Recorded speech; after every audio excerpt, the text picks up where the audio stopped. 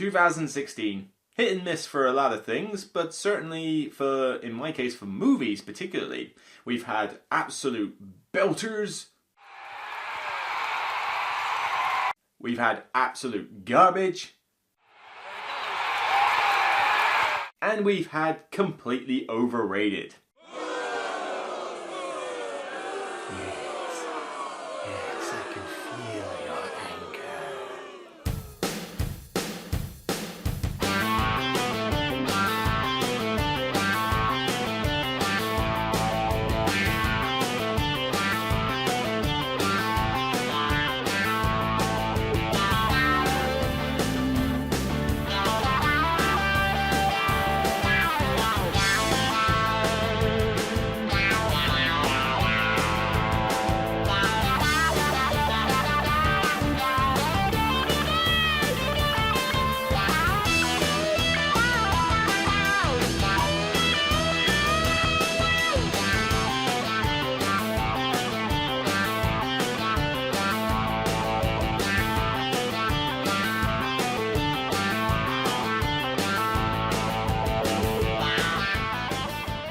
Hey guys, welcome to another Broken Meeple Top 10, and this one has been requested by you, the viewers. I was tempted to do this for a while, but I wasn't certain if anybody really wanted it. So I asked the question after I did my top 10 of 2017 video, whether people wanted me to go back and look at a kind of retrospective look at older years.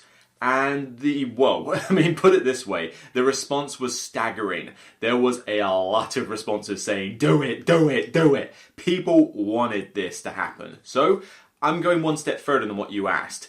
Firstly, today I am looking at my retrospective top 10 of 2016. But I'm going to go further than that. I'm going to go to 2015, I'm going to go to 2014, and I'm going to go to 2013. Basically, I'm going to start from the beginning. You know, when my blog first came about, when the Broken Meeple was first formed.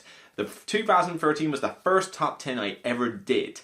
So I'm going to do that one, and 14, and 15, and 16. All in those years I have done top 10s. So what's changed since then? Well, you're going to find out in the next several videos I do on this subject. And we're going to start today with 2016. We're going to go 2016, 15, 14, 13. We'll do a countdown, essentially. So, the reason I wanted to do this is because I don't get to play every single game that has been released in a year. Well, come on, who does? Even the Dice Tower can't manage it. And so, some games don't come by me during the actual year. And I might not necessarily see them until halfway into the next year. Or even further than that. It just depends on who has the game, whether I get it, whether people wanted to know about the game or not, and just down to time. I can't play every single game for a year. It's hard enough to do what I do now, and even then I'm trying to sort of tone it down a little bit after January to try and see if I can get my work-life balance back into focus. So with 2016, I had a look, and I've got all the lists already in this black book, my lovely little black book of top 10s, and it's interesting to see how much things have changed since those previous years. Some aren't terribly different, but 2016 in particular, and I would say probably 2015, 14, yeah, actually, I think 2013 is probably the only year that hasn't changed a huge amount, but the other 3 years have changed quite a bit. And it just comes with board game experience. I've just been introduced to new games. I've been introduced to stuff that came out in those years that I thought, oh wow, this slipped me by. Why didn't I get to play this one?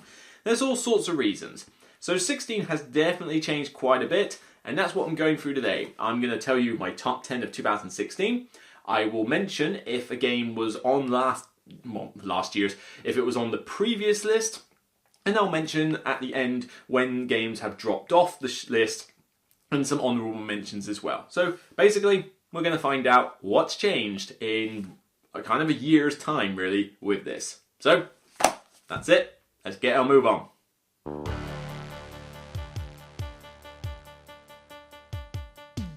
Now, as a quick caveat, I am sticking to Board Game Geek's dating system for games. There may be the occasional one that will be like, oh come on, that came out like December the 30th. I can't call that 2016 game, but I don't think any of those are going to be on this list. But if Board Game Geek says it came out in that year, I'm going with it, okay? So that's the caveat.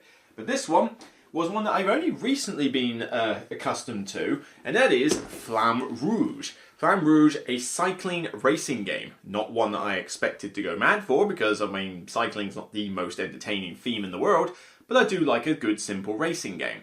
And this one just slipped me completely by for 2016. I'd never even heard of it. Even this year, this year, 2017, I'm already getting into that. When I did finally play it, I was like, this was last year, was it? I barely even knew it was there. So I played it and found out it's actually a good, entertaining cycling racing game. Gateway level, perfectly simple. The expansion ups it even more by allowing up to 6 players and a solo mode, so it doesn't complicate the game unnecessarily. It just gives you more of the good stuff and some more player options. But the premise is very simple. You have a custom built track and you can follow the cards they give you or just create your own. You start off at the beginning, you have 2 riders, and very much like those kind of Tour de France and those very long endurance cycling races you see on TV, you essentially play a card each round simultaneously, turns are very quick, and you move your riders hoping to take advantage of other players' slipstream. Because if you can get your rider, so it's I'm trying to do it my hands, if you can get your rider so it's behind another one, just a little bit of a gap, you'll close the gap because you've got lack of air resistance. But if you're at the front of the pack, you'll get exhaustion because you're the one that's having to put more effort into your cycling. But the timing aspect is what really works with this. Do you stay at the back of the pack, or do you gun it for the front and stay at the front? How long do you keep slipstreaming before you realise I've got to break away from the pack and gun it for the finish line? Did you slow yourself down too much that it doesn't matter how fast you go, you won't catch them up? Did you tire yourself out too much on hills? There's all sorts of these cool little bits you've got to think about.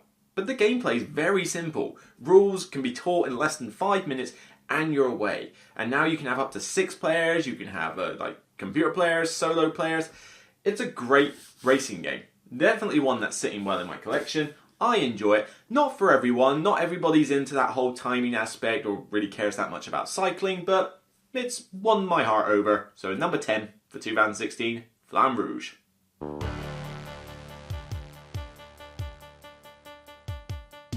My number 9. Yes, I've talked about this one quite a bit, including my underrated games list.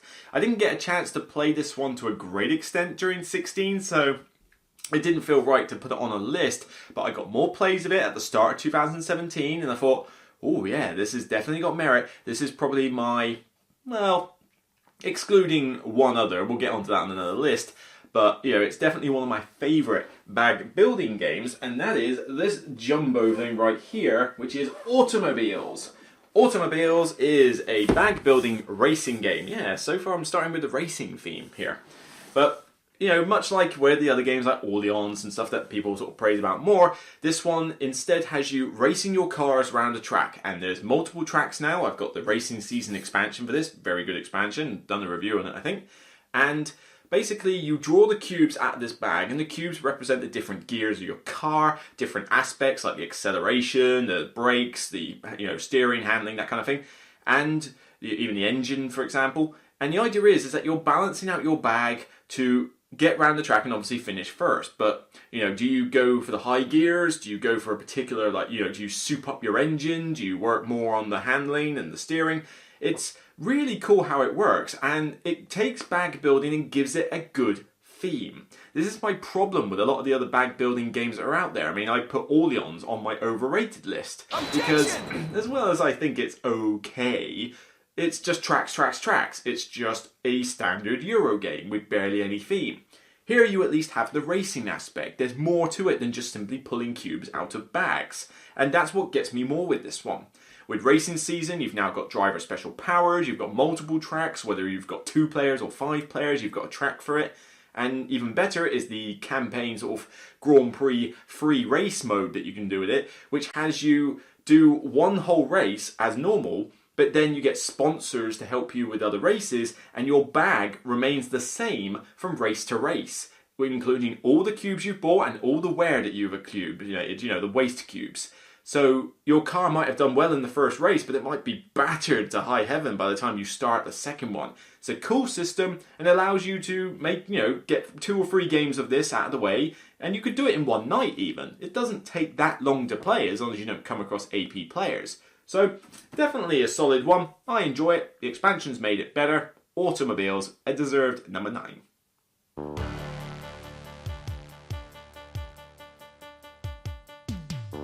For my number 8, I'm actually noticing that the last 2 games were, I think this will be the only 2 games, but I talked about automobiles on my underrated games list. This is another one I talked about on my underrated games list, and I barely had a chance to play it by the time we entered 2017. It was hard. But this one is definitely worth of my top 10, and that is probably one of my favourite negotiation games I've got at the moment, subject to a few, and that is New Angeles. New Angeles is not for everybody. Not everybody goes mad for negotiation games, and I can see why. But this is a solid negotiation game if you're willing to play it for 3 hours. It's a long game. It's very thinky and involved, because it's set in the Netrunner universe. You are playing as the corporations like Jinteki and Wayland and all the ones that you know from the Netrunner LCG if you're into that universe. And with this, you are making deals to say, I will better the city by doing this. I will get rid of these crime. I'll get rid of crime. I'll get rid of these power outages. I will cure the diseased, all these things. But you've all got your own secret agenda. All of you want money at the end of the day. You are greedy corporations, and the whole aspect of saving your city is just a byproduct of making yourself richer. So everybody is negotiating with each other about what deals they want to pass, what counteroffers they want to make, whether somebody else can make counteroffers for them, even though at the end of the day, you just want money. And you have a personal rival that you're trying to have more money than in order to win the game, and you can have a joint victory. Add to that fact that you have, pretty decent components, even if the plastic being orange is kind of weird, and, gorgeous artwork as usual, and the traitor mechanic, where one of you is a liberalist, I think it's called, and you are actively trying to make the city tank during the game, and you win if that happens. So it's 4 to 6 players, and it's definitely best with 6. Works well at 5, not best at 4. I don't want to bring this out unless I've got 5 or 6 players, because then you've got all the corporations and the liberalists, and it just is a blast. It will take you a long time. 3 hours, I'm not kidding here. It's a long negotiation game. But it never feels like 3 hours. You are engaged the entire time. If you're involved in the offer or not, doesn't matter. You're interested in what's going down. You're looking at what people are doing. You're trying to figure out who that liberalist is so that you don't help out the traitor. But you're always engaged. It's fun. It's frantic. It is brain burning. You need to take a nap after you've played this, but it is a solid negotiation game, and one if you're a fan of the genre. Number 8, New Angeles. Underrated.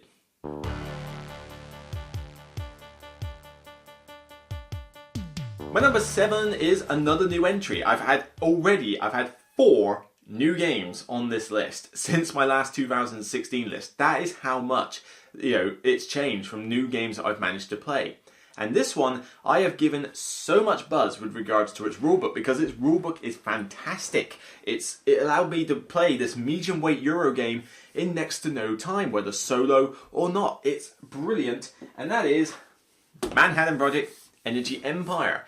Based off the original Manhattan Project, but not a direct sequel. In this one, you're not building nuclear bombs, you're instead building factories, and you're trying to protect the environment to an extent. You want to have the most victory points and money by the end of the game, but in doing so, you are building power plants in order to power all your various activities and escapades and infrastructures, but you also need to keep an eye on the environment and not pollute it too much, because it will be worth negative points to you if it goes too far.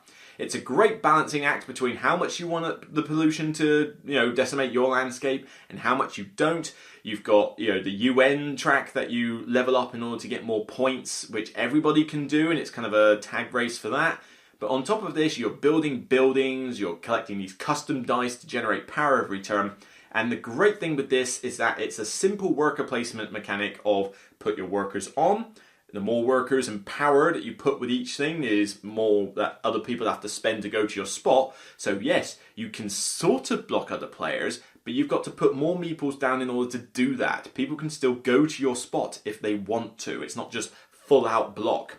But eventually, you've got to take your meeples off the board and generate power for the next round.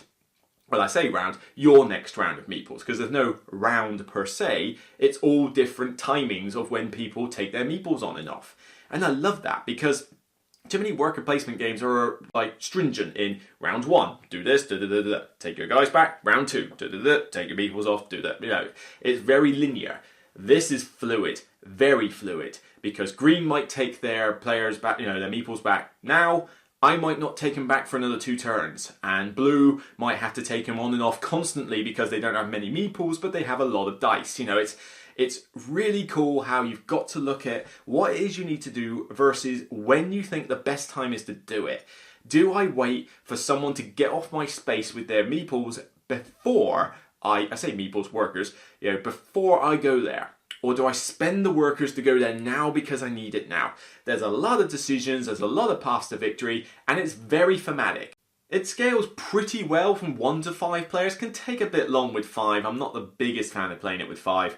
4 is okay if you don't have analysis paralysis people, but 4 will work. 3 is brilliant, 2 is great, and even the solo mode's great. It's a solid game, definitely deserving of this top 10. Number 7, Manhattan Project Energy Empire.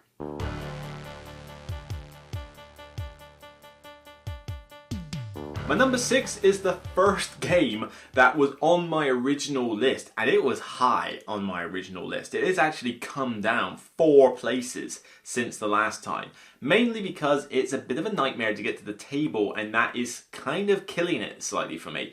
It's a fantastic game. I love it when I can play it, but it's like a 3-4 hour game, and you can only play it at 2 players. It's a bit of a pain to get to the table, and that's why it's dropping, but there is no denying that if you want Star Wars in a box, you get Star Wars Rebellion.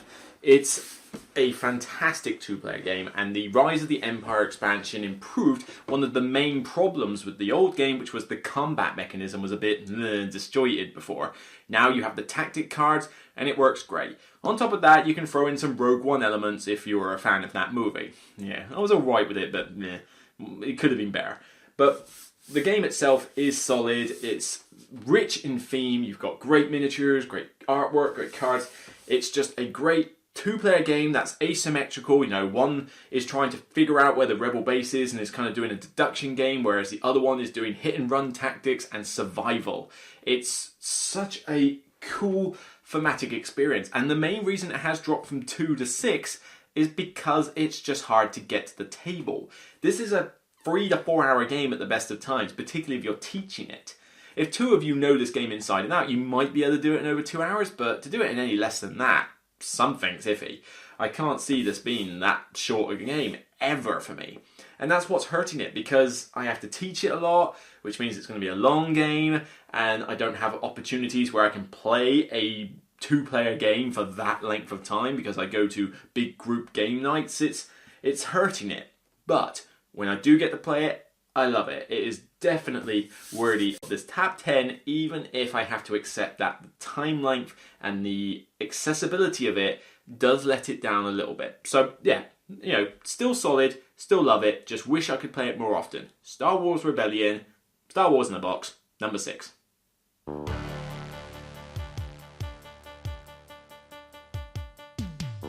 Number 5 is, at this rate, going to be one of my top picks for gateway games. I mean, there's so many good gateway games out there, and I've got a whole series called The Starting Tile on Throat Punch Lunch that basically goes into different gateway games other than the usual Catan, Carcassonne, and, you know, Ticket to Ride and what have you. But this one, why did I not play this last year? I saw it, I saw reviews, I just didn't go for it. I didn't know if I would like it as much. It looked a bit too cutesy, even though I do like cutesy themes now and again. But wow, this is just a fantastic gateway game. There's no other way to put it. And it's this one, Dream Home. Yes, Dream Home. I'm not joking here. This is not a wind-up. Dream Home is a fantastic gateway game. It's simple to play, but has interesting decisions to make, because you are choosing a column of cards off this board. Some are rooms and some are various things that help you, like the roofs and helpers and tools and such. And you're basically kitting out this big house board, you know, great component quality in here, and you're trying to set the rooms up in various ways so that you can make bigger rooms for more points. get certain combinations in there for like, extra points. Like let's say I need a bathroom, a kitchen, and a bedroom to make it functional. Great, bonus points. And the base game alone is already good fun. Simple, can be done in 30 minutes, 45 minutes tops, even with up to 4 players. The expansion I've got for this though has really elevated it. I mean, it would be probably a bit lower down this list if I didn't have the expansion. I think it's called 156 Sunny Street. It's kind of a weird name, but oh well. And all it did was 3 things. It added 2 more players, so I can now play this with up to 6 players, and it takes no more than an hour to play with 6 players. Fantastic. I've got a simple game that I can teach in 5 to 10 minutes and get everyone playing, and we can finish it in an hour. Perfect. It also added 2 very simple modules. The blueprints, which is basically another way of getting endgame scoring, and the friends, which are basically, during the game, if you get certain room combinations next to each other on floors, you get the card that gives you 1, 2, or 3 points, depending on the difficulty of it. That's literally it. Very simple additions. You've got new cards with the 5 and 6 player count, but they're more cards, it's just a bit more variety. But even just those blueprints and the friends, they're so easy to teach. I throw them into every game I teach. Doesn't matter if they're brand new to games, I will throw them in because they're very simple. Here's 2 cards at the start of the game. You can score one of them. Aim for one. Go for it. They're easy. The friends, get those colours on the floor. It doesn't have to be that order, but just get them on that floor. Get a few bonus points. Great. But then when you add that to everything else in this game, like the functionality bonuses, the roof bonuses, the helpers that give you bonus points, the points for just having the rooms in general, the decor tokens, there's so many ways to score. It's almost like a cutesy point salad. But unlike the point salads we've seen, like all the Stefan Felds and Pulsar and all that lot, this has a good theme. Everything that you do in it makes sense. You've got to build from the ground up. Functionality bonuses are like what you would expect a house to be kitted as. And everyone can just get into that theme and laugh about it because everyone's looking at each other's houses going, I'm not going to live in yours, mate. Seriously, what? I've got no bathroom or anything. What are you supposed to do in there? And then there's a house that's just got the game room, a couple of playrooms, a garage, gym or something, and it's just like, yeah, I've got all the fun stuff in here. Granted, I can't live here ever. I can't cook my own food or anything, but I've got my games room. I'm happy. That's all I need in my house. There's just a lot of good things to say about this game, and like I say, would be interesting to maybe get a little bit of extra meat in there eventually, just for if I want to play it more with gamers. But I've even managed to get my parents to like this, and that's a very tricky thing to do. So Dream Home, I look forward to more expansions. It seems to hint in the rulebook that there's going to be more cards coming out. Can't wait. Please, give me more variety. Don't make it too complicated, just give me more cards and I'll be happy. But I've raved on it about enough. Dream Home, check it out if you like any sort of gateway level cutesy theme game. Definitely worth my number 5.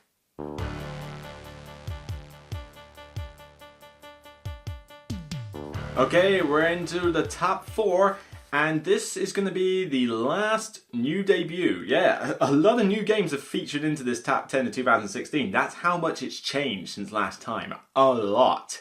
But this is the highest new entry, and the main reason it didn't feature last time is because I just didn't get to play it enough because I had only one play of it. It was at Essen, and it wasn't a very good demo. Seriously, publishers, get people to learn the rules to the game they're demoing.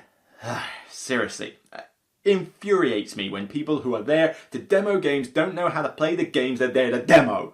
Seriously, not a difficult thing to arrange. But I digress, it's just me.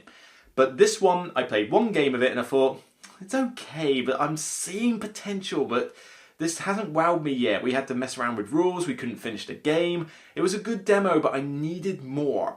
Then I finally thought, you know what, I'll get my own copy and we'll see what it's like. When it came out on UK release, I decided I want a review copy, I want to check it out. I'm so glad I did. This is, it's right behind my head. This is a great game. This is Inish. Again, not for everybody, and the artwork is a little polarizing to some. But there's this kind of trilogy of games that's going around. That you've got like Cyclades, you've got Kemet. Everyone sort of thinks that this is like the third in a trilogy of Madigo's sort of dudes on a map type game, and I suppose they have a point there. I like Cyclades. It's a very good game, but you need a specific set of expansions to play it well. Otherwise, it's a bit. Kemet I'm alright with, but again, I find that some of the powers that you can get are a bit unbalanced. There's a lot to think about with those techs, and it's a little bit too in your face. I still like it, I still think it's a cool game, but you know, it's kind of on par with Cyclades. This is my pick of the three though, Inish.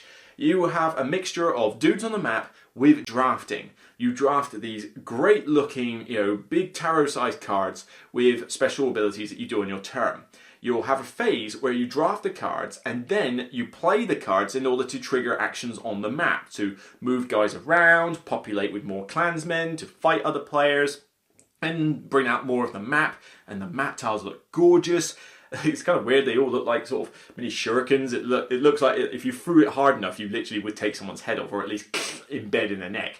They're quite lethal weapons, but they look great. And there's two aspects to this that really sing to me. Firstly, multiple victory conditions. You can win the game by one of three ways. You only have to meet one, but as soon as you meet it, you have to announce you're going to win, which gives every other player the chance to wail on you until that time comes. So you have to time it right for a point when you are at your strongest and they're at their weakness, or you time it so it's near the end of a round when you announce it, so that when people haven't got enough of a chance or enough cards to come at you.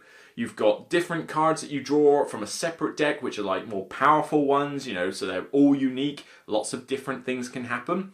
But even the normal drafting phase is interesting. You've got, I think it's 17 cards, so there's always one left over and you have 4 each. And you see them every round, but you'll get them at different times. And you'll think, well, this round I kind of need that card. I want that to come round. I'm going to take it when I can. And unlike other drafting games, normally you pick one card, pass them on, and then you may never see those cards again. Here you should see them come back round. But in addition, what you've already drafted, you're stuck with. You can't then take it back. Here it's different. You draft one card, pass the other 3 around, but then you take the card you just drafted and the 3 that your opponent gives you, look at all 4, and then pick 2 of them. So you actually could just stick with the one you just drafted and add another one to it, but you might actually look at the new set of cards and go, yeah, you know what, I don't want that original card now, I want to try this strategy this round. So you can leave it in the cards that you're about to pass on, take 2 different ones and pass it on. It's a neat little twist, and I'd like to see that in more drafting games, because currently I can't think of one that does that. Correct me if I'm wrong in the comments, because I'd like to play that game, if there is, because I think that's a neat little twist. A chance to change your mind midway through a drafting phase. It's a very entertaining game, and its main flaws is that with 4 players it can go long.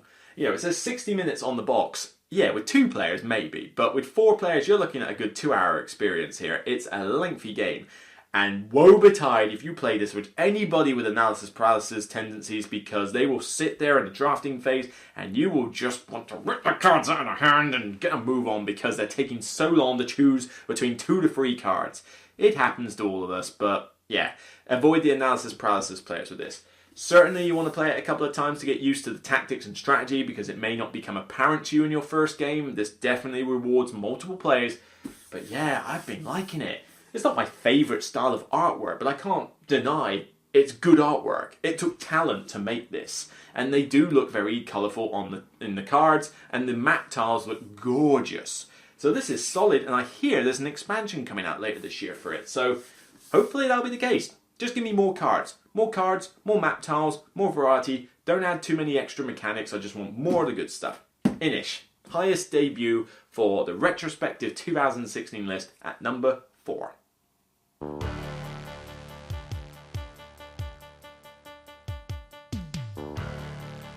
My final 3 have remained in this list since the last time it was made. Did they move up or down? You'll have to see. Well, right now, this one stayed level. It was number 3 last time, it's number 3 this time. And it is the great Arkham Horror, the living card game. Yeah, why am I holding up a rulebook? Well, that's because I don't have the boxes anymore, because this is a living card game, and most people do not keep the original box. I instead have this great box from, I believe they call themselves Optical Laser. I'll see if I can get a picture in the description of that. But this is a giant cardboard box. This is just the lid. But I've got one of these, and you can get it for all the Arkham Horror games. They do several. They've done a vault that I've used for my Eldritch Horror and Arkham Horror ones. But this is a box which I use for the LCG ones. So this is just the lid, and below it, I can't get it right now, it's a bit too heavy, but it contains all of my LCG encounter cards, and it will do for the next several cycles. And then I have a simple ring binder with all of the cards to date, all arranged nicely in there for me to deck build. But Arkham Horror the LCG is kind of like a direct rival to the Lord of the Rings living card game. They function in a similar way. They're both cooperative, they both allow for 1, 2, 3 or 4 players, and the idea is that you're playing against an encounter deck. The scenario is laid out with the plot and the storyline, and different objectives each time, and the idea is that you will construct your deck with the investigator of particular factions and types, and you'll go into each scenario, going through the storyline, fighting off baddies, investigating weird, mumbo jumbo style, Cthulhu mythos tales and things you should not know, and you'll attempt to complete the scenario. But this is still great fun because each scenario feels very different in terms of certain mechanics. There's always a quirk to a particular scenario that separates it out from others. I mean, one time you might be scouting around a 3 or 4 story building so that you've got to constantly go through the locations in a certain way. Another time you have the locations in one big conveyor belt and you're basically moving along a train carriage as the back end of the train carriage is getting sucked off into a portal somewhere. There's some great variation with these scenarios, and they don't all hit home. I mean, some of the cycle packs have been better than others, but some of the scenarios, when they do good stuff, it's fantastic stuff. Do I like it more than the Lord of the Rings card game? No, I still prefer the Lord of the Rings LCG. But they're great. I mean, if you like one or the other, I can see why. This is still a solid, thematic game, and I mean, I've actually been playing with it like the last couple of days. So I've got my who have we got here? My Mark Harrigan deck, the soldier. He's teaming up with we got Safina Rosso, I can't remember her name, the painter and artist. I'm going through the cycle packs for the Path to Carcosa campaign now that deals with the King in Yellow, which is probably one of my favourites of the Cthulhu Mythos tales. This whole aspect of a play that comes and gets performed in theatres. It's all weird, but everyone who sees it goes completely mad and people die and all sorts of weird, creepy stuff happens. It's one of my favourites.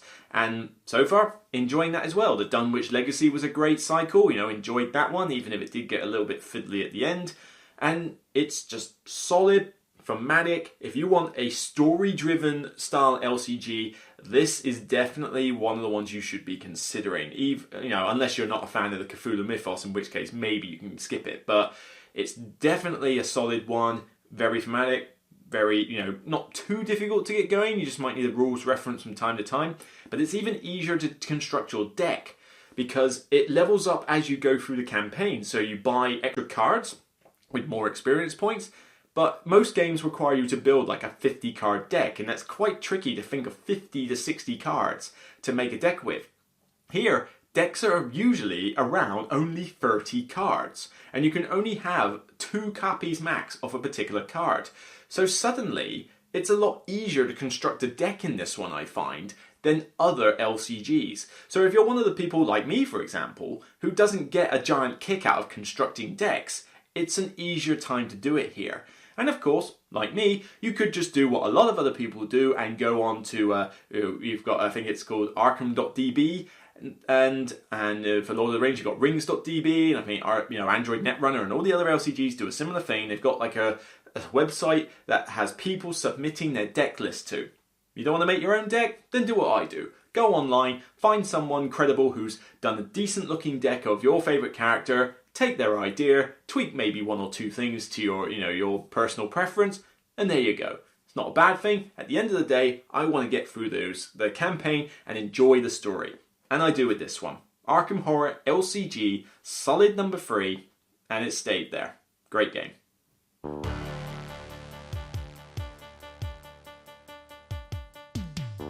My number 2 has actually climbed since the last time. It was previously number 4, now it's climbed slightly to take the place of what was Star Wars Rebellion, and that is another Cthulhu game, but wow, This was such a good reprint of this game, it's unreal. Definitely one that deserves a place in the Hall of Fame when it comes to Cthulhu games. And I can barely lift it with one hand. Ow, that hurts. Oh, God, this is heavy. Mansions of Madness 2nd Edition. This is brilliant, an absolutely brilliant game. Mansions of Madness, the original one, was very clunky, it could be broken easily, had to have a DM running it, and it was alright, but it was definitely a bit of a flash in the pan, don't really care, that can go away.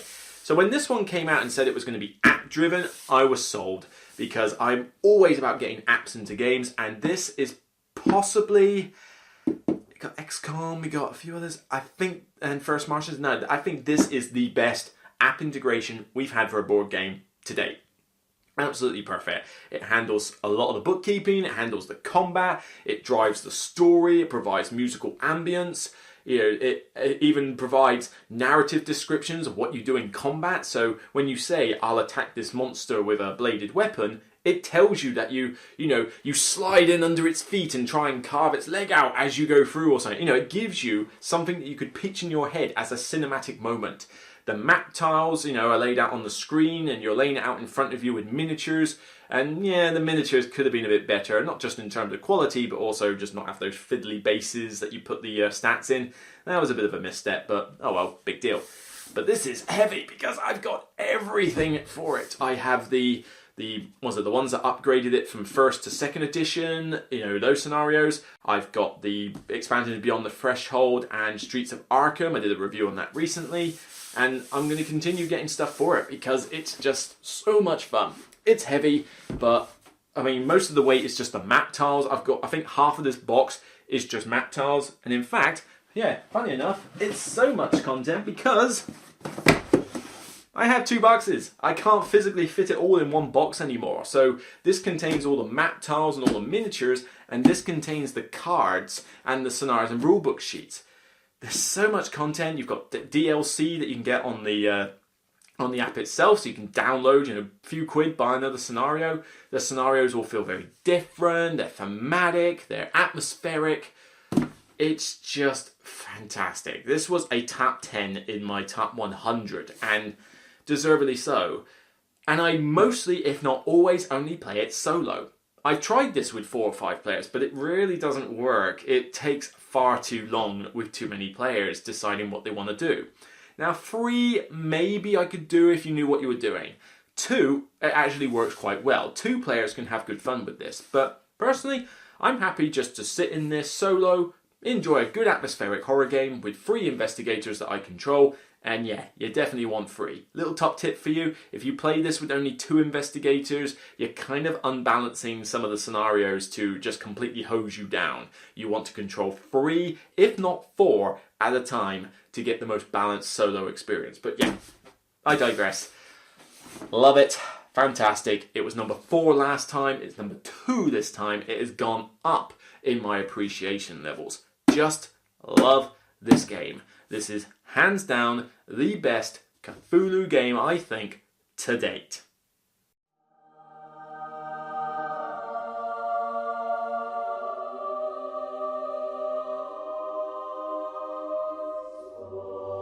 My number 1 hasn't changed. Most of you probably called this. It was number 1 last time. It's number 1 this time. I must admit, I came close. I came close to thinking, oh, could Mansions of Madness possibly beat this one? But still love the game, still love to play it. I own so much from it, and a recent expansion actually brought it higher in the sense of my appreciation, which is probably why it just edged out Mansions, but my God, it was close. This is the small box I have for it. This, oh my word, I am going to get a hernia from writing these. Oh, Jesus Christ. Oh, goy. Jeez. If people are wondering, like, oh my God, he's throwing his games around, trust me, it's not by choice. These things are heavy. But, I try to keep my games in good nick, but sometimes you will get the occasional dent. You just can't help these things. Scythe, you called it. I know it's polarizing to some. I know this has been one of the most divisive games that you can get for, the ones that have been majorly hyped. But I just love it. it just sings to me. Do I want to go full aggressive? I can do it. Do I want to go just build up resources and build up a ton of economy? I can do so. Do I want to go out and find encounters? I can do so. Depending on what factions and boards you get at the start, it will tailor your strategy, but I can choose what I want to do. There's a lot of variation in each game. I've now got the expansions for 7 factions, so you've got lots of different ones to choose from. And any issues I had with the base game were fixed with this, because now you've got the airships, which allow you more ways to transport around the map and even more variety in how the game plays out. On top of that, they're fantastic miniatures, but it also gave you the resolution tiles. So people thought, no, it just gets to 6 stars and then it just ends boring, which is a fair criticism to make. It's probably the minor issue I had with the game.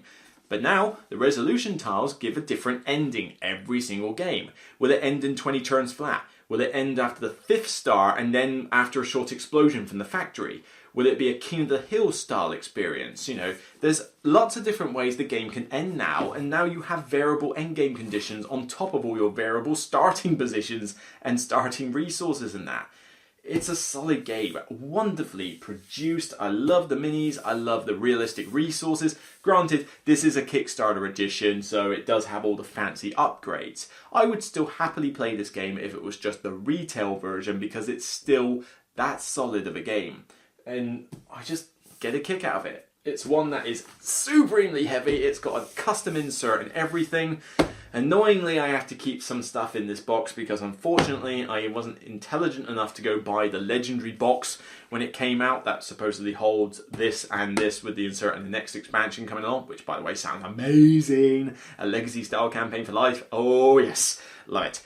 But yeah, if I find another copy of the legendary box, I'm getting it. And if anybody has a spare copy of the legendary box in the UK, please get in touch because I would like it.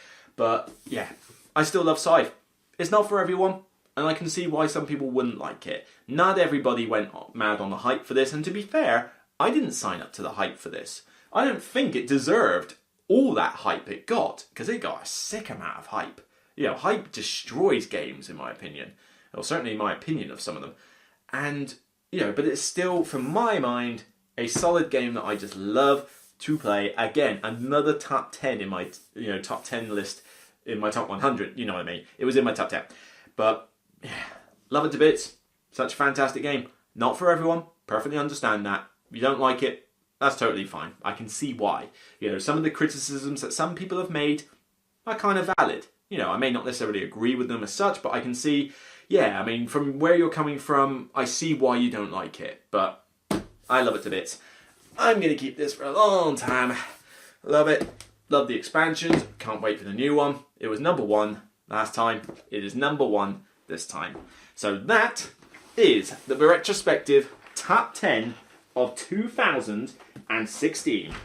And this was quite enjoyable to do, actually, to go back and look at previous lists to see, oh my God, my tastes have changed. You know, I've played more games, and now when I come to think of it, these are better than those.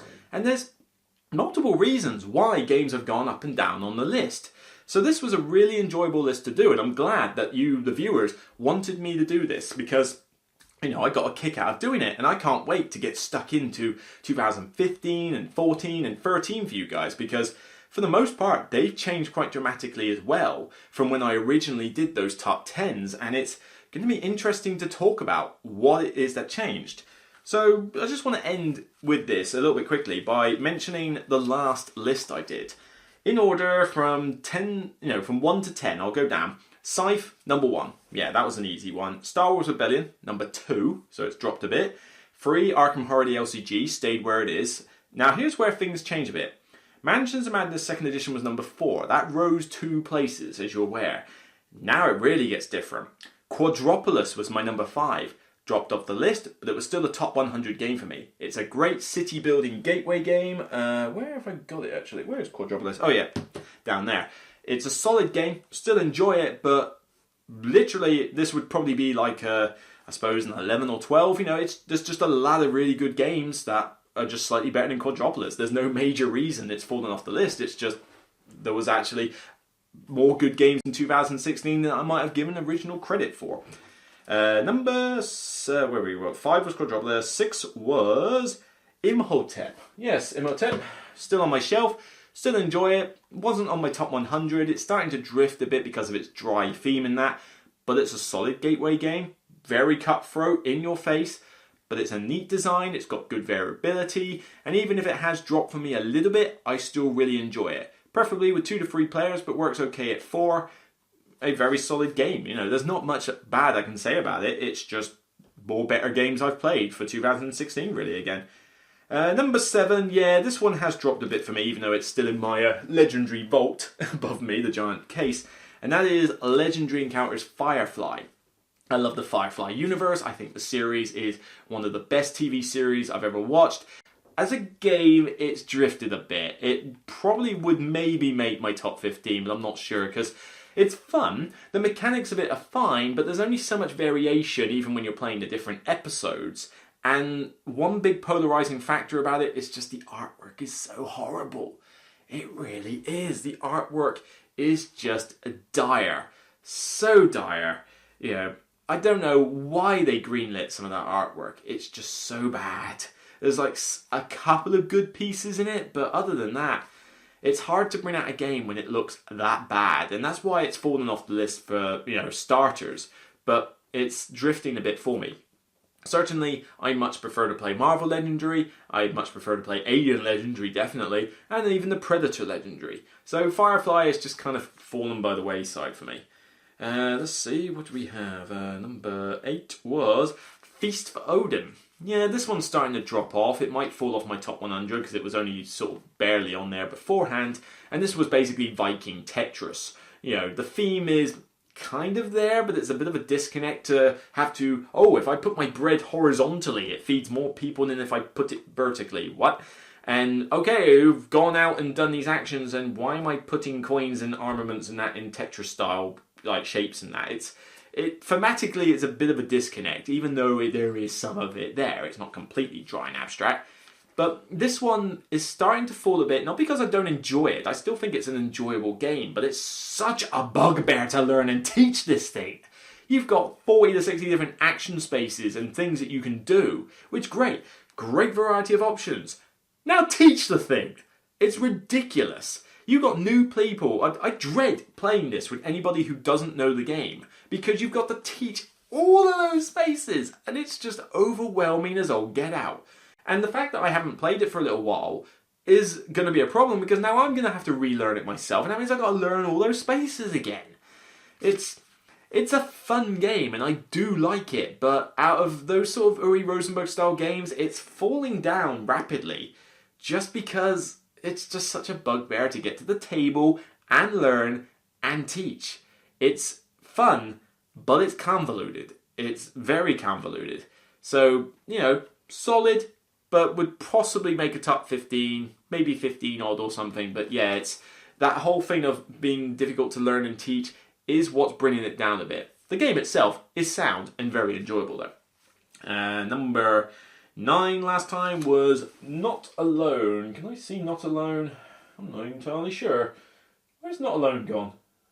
I know it's on my shelf somewhere. Oh well, I digress. But Not Alone is a solid card game where, you know, several people are trying to evade the alien as it's trying to hunt them down. It's a sort of all versus one card game where you're trying to psych your opponent out. You know, the alien's trying to figure out, where are they going to go this round? Where do I want to put my counters and hunt down? And the survivors are trying to evade. You know, where does the alien think I'm going to go? Can I fool them and go over here instead? But no, he knows I'm going to trigger that ability. He knows I want to go there, so maybe I'll go there. But maybe he knows I know that, so maybe he's double bluffing me. It's one of those cool sort of like in your head style card games. Very quick, very tough. It is tough for the survivors to win that game unless they get very lucky with some of the survival cards that you can draw, or the aliens kind of ineffectual.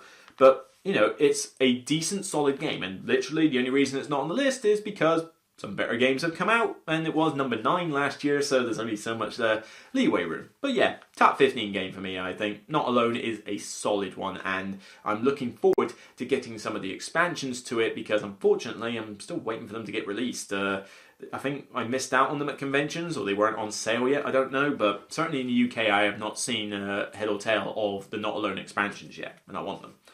And then finally, number 10 was Kanagawa. Yes, right behind me. Kanagawa, Kanagawa, whatever.